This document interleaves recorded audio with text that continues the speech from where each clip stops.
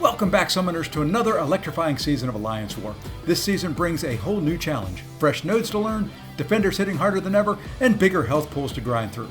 Every fight will be a test of skill, strategy, and execution, so stay tuned, smash that like button, and subscribe for more MCOC action. It's game time. Let's go.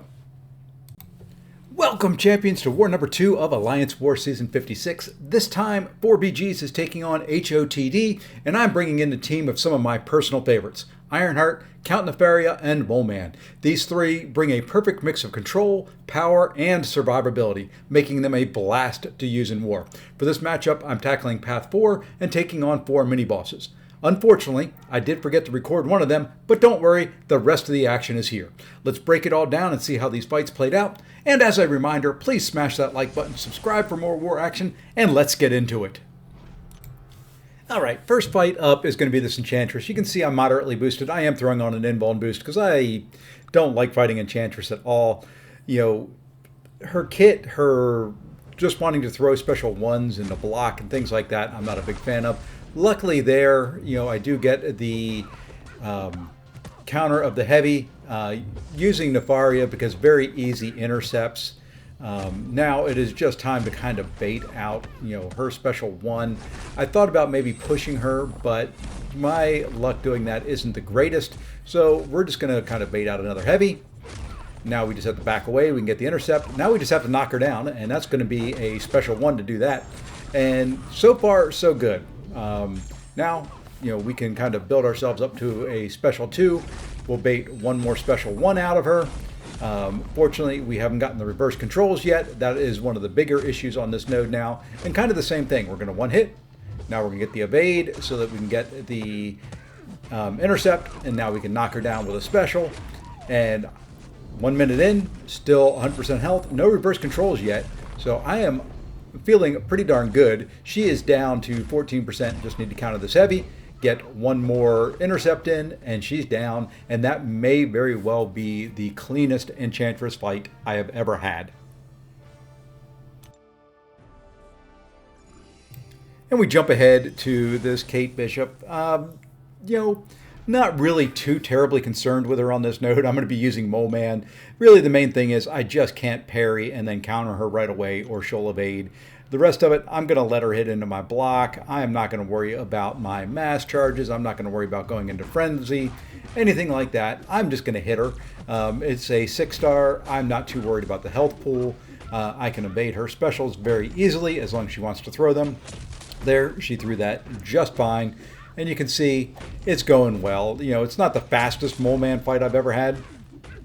But, you know, we're just going to kind of let the fight play out the way, you know, a typical fight should. Here we drop a special 2. We do get a few bleeds going. You know, it would have been a little bit better if I was running recoils at the time. Don't have them on. Not a big deal. We just need to bait out one more special here. And then we're going to throw our striker in there. And that's going to finish off Kate Bishop.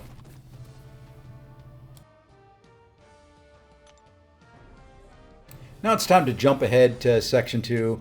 And the first fight here is going to be against this Knull after I purchase some energy so I can keep going.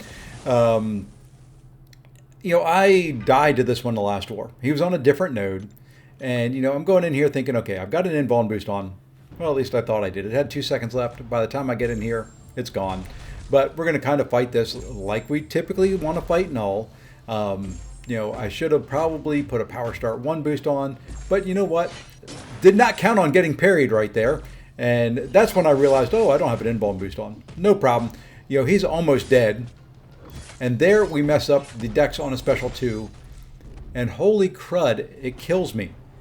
I don't know, you know, what to say there. That was not what I was expecting. I was kind of backing away, hoping I could, you know, just kind of hold block after getting parried.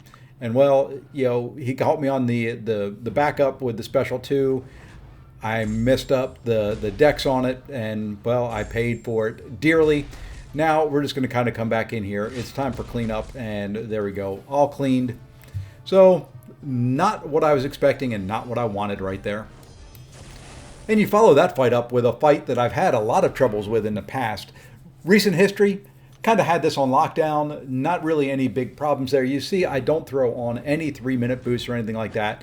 We're going to try and fight this like we've done it the last several times, which is, just using Ironheart. You kind of have to back away to make sure you get a good parry, and so far, so good. Now, what we want to do here is a normal combo to get over our 10 hits to remove the Power Sting into a special one, and we just want to stack Incinerates. Now, we want to bait her special one if she wants to throw it, and she kindly does.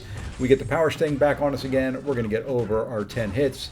What we want to do is another special from her, and we're going to try to beat the Power Sting to throw this special, and we do, just barely. You can see now the Power Sting comes on there as we're mid-special. She's down to about 40% health. This fight is going very, very well, just kind of like I imagined it in my head.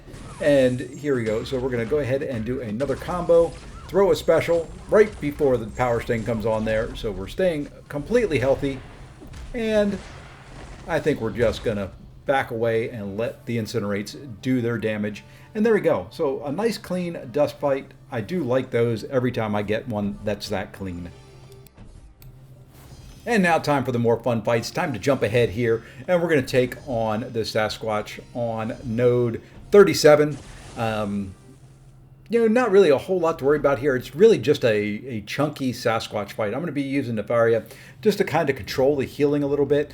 It's going to be slower. I'm going to play it safe. You'll see here, there was openings I could have played riskier and all that, and maybe finish the fight 15-20 seconds quicker. But, I'm just going to stick with what I had planned on going in, which is throwing a lot of special ones. Want to bait his special two. We're going to get our charges up. You can see there, the root kind of got me. It's not a big deal. I could have thrown a special one there. But like I said, I'm playing this as safe as I can. Really just wanting to make sure I stay fairly healthy. Make sure that I don't screw up and take any hits. Kind of watch out for his wrath, which he's in now, and then we're just going to back away. And he gets the root, which is not a problem. You can see I'm just kind of going in, doing a couple little hits, nothing big. He's out of wrath now. We just need to bait a special out of him. We'll throw our special two. We weren't in our ionic overcharge, so we don't get, the maximum furies out of it. But like I said, I'm letting this fight come to me. I'm not forcing anything. I'm not forcing, throwing a special one to make sure that I was in ionic overcharge before I threw a special two. It's just trying to play this as smart as possible, letting the root take effect. Here I could have easily not thrown that special one, but, no sense in not doing it. We're going to stay full health. We are going to stay well in control of this fight, and then we're going to just kind of like I said, let the fight come to us. Here he's in wrath, we can throw a special two and finish him off. And that's the way I finished node 37 Sasquatch with a full yellow bar. Alright, now we jump over to node 42 and we're taking on this arcade. I originally thought about using Moleman for this fight and then said, I don't feel like putting heals in it. Nefaria is full health. I'm pretty sure I can take this arcade with Nefaria without too many issues. So, we're going to fight this really, in a way, kind of ignoring the node and fight this like I tend to like to fight arcade. So, and that is baiting his special ones. If he wants to throw it, there you go. So we're going to back away from him. Then we're going to rush in. There, I kind of messed up and gave him 2 tokens. Not the biggest deal. I'm going to take care of him with a special one. But really the idea here is to dex in, only give him 1 token, so you don't really have to worry at all about the auto block from him. And that's the plan. I'm just gonna, as I get tokens on me, I'm gonna knock them down with specials. We're gonna just kind of rinse and repeat, kind of the same plan that I had against Sasquatch. Maybe slower, but I think overall safer. Had to wait out that trap timer there so that I wasn't going into it and giving him more of his tokens. Unfortunately, he did get to a special 2, so he does build up 4 tokens there, which means I need to do some heavies. There, kind of got lucky, got the evade, And then I countered, but nothing really came of it. It did remove a bunch of his charges, which made it nice.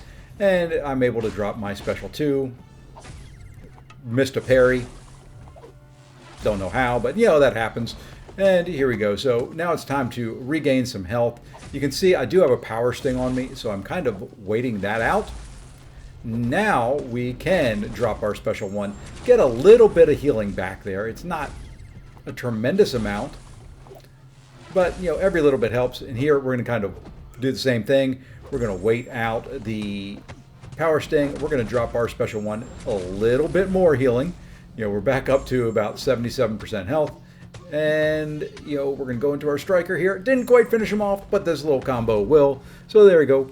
Not the cleanest fight against Arcade. Finish 80% health, but it's full attack bonus. All right, and now we jump over to node 43. We're going to take this Attuma on the hazard shift node, and the plan here is to use Ironheart. Ironheart is incinerate immune as long as she has an armor up. So, that's the plan. We'll hit him while he's incinerated. Ironheart is a good counter to Attuma. So really should just be a fairly straightforward fight. You're going to see here I do throw on a combat regen boost simply because I know I'm going to take some chip damage and just want to be safe. I'm planning on using Ironheart for one more fight, so really trying to save the heals. The 3-minute boosts are fine. I don't use combat regen very often. What I didn't take into account was all the debuffs I start the fight with, including a Fate Seal, which means I had no armor up, which means I was going to take incinerate damage. So you can see there I did take a little bit of damage there at the beginning. Nice that the combat regen is there. Here I just wasn't thinking, and it's like, let me hit into his, while he's in shock mode, it'll only be a couple. Well, ended up out of 5 hits with 4 shocks on me. Great RNG there on my part. Now we're just kind of trying to bait out a heavy while he's still in incinerate, and now we're back over to shock. We throw our special 1, and you can see my luck with the RNG is pretty darn bad. I think maybe threw 10 hits into the shock mode and had 7 shocks returned to me. Here, I recently awakened my Ironheart, and it's very nice because that heal, while it's not doing much, is keeping me healthy enough that I can just kind of go all in on incinerate mode there to get to my special 2 and finish him off. It does mean I'm going to have to heal her up, but, once again, full attack bonus is full attack bonus.